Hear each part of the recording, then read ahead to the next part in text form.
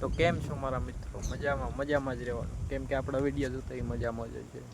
આજે આપણો બીજો વ્લોગ છે ને વ્લોગની શરૂઆત થઈ છે ભાઈ સામાડા ઘેરથી ને એ આપણા ધવલભાઈ ભૂતિયા એને યુટ્યુબમાં 4000 સબસ્ક્રાઈબર છે ને આપણે હવે સપોર્ટ કરે છે. તો ભાઈ આ છે અમારા માલા કાકાની વાડી આવ્યા હતા ને નહીં દીપા કાકાની વાડી આવ્યા હતા ને જો ભાઈ અહીં જો અહીં ભેંસ છે ને અહીં ભાઈ બધું બેસવાને કેવી મજા આવે, કુદરતી વાતાવરણ જો હા પવન એક નંબર આવે ને પાછા પખે તળાવ છે એટલે ભાઈ બેસવાની બહુ મજા આવે. ભાઈ તમારું શું કેવું છે? અહીંયા એકદમ ફિલિંગ આવે આમ વાડી જેવી બહુ મજા આવે એવી છે.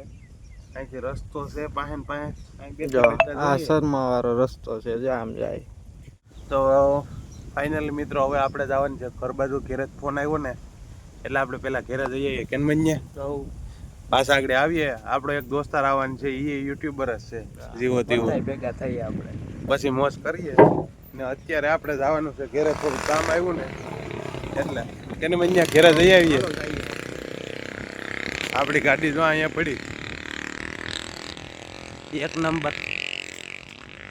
આપણે આમાં કલર બલર ને કર્યો હાથે હો.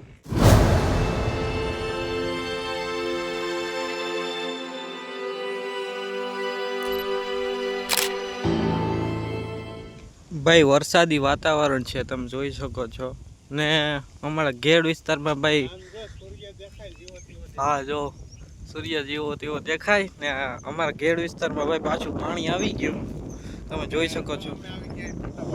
હા અમે ફોટા પાડવા આવ્યા ને તમે ભાઈ અમારા ઘેડ વિસ્તારમાં નુકસાન સારું થયું છે. કારણ કે વરસાદ આવ્યો ને એટલે હા ધીમો વરસાદી આવે ને અમે બ્લોગ ચાલુ કરી દીધો પાછો. એટલે મારું કહેવાનું એ છે કે વરસાદી વાતાવરણ હોય ને બાઈને આમ ફરતા હોય ને તો કંઈક આમ અલગ જ ફિલિંગ આવે, મોજ આવી જાય મોજ. હા મોજ. આપણે હમણાં થોડાક જ સમયમાં છે ને વ્લોગ ચાલુ કરવાની છે, આપણે ફૂલ એન્જોય કરજો. તો હાલો અમે થોડુંક તમને વરસાદી વાતાવરણ બતાવી દઈએ.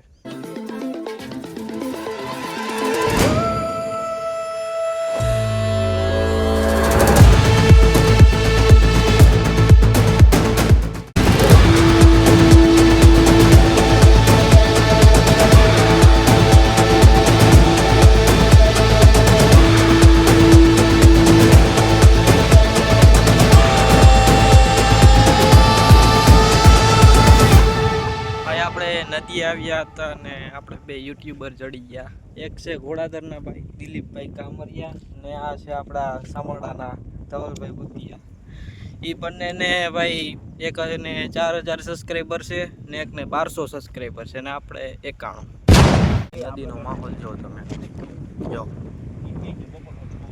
આ નદી સામાડા ઘેડની નદી ભાઈ જો પાણી તો જોવો તમે જો